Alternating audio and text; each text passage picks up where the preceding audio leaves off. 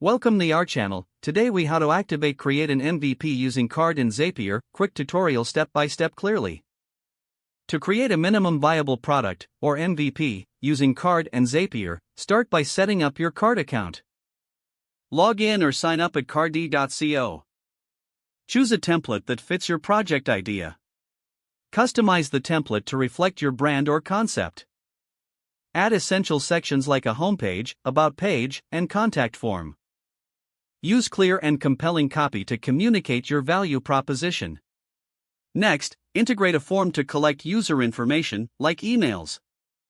Click on the form element and set it up to collect necessary details. Now, head to zapier.com and create an account if you don't have one. Once logged in, click on Make a Zap. Select the Webhooks by Zapier app as your trigger. Choose Catch Hook and click Continue. Zapier will provide you with a unique webhook URL. Copy this URL. Go back to your Carrd form settings. Paste the webhook URL into the form's action URL field. Make sure your form is set to send data. Return to Zapier and click Test Trigger to ensure it receives data from Carrd. If successful, click Continue. Now, choose the action app you want to connect with, like Google Sheets or MailChimp. Follow the prompts to authenticate your account.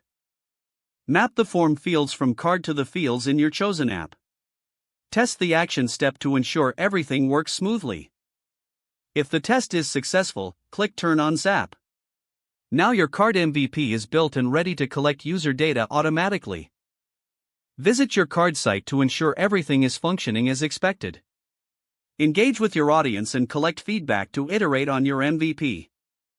You now have a functional MVP using Carrd and Zapier. If the page does not load, refresh the browser or try again in a private or incognito window. Make sure you are using the correct email address, then retype it carefully to avoid small typos. If your password is not accepted, use the reset option and create a new strong password you can remember. Check your spam folder for verification or security emails, then complete any requested confirmation steps.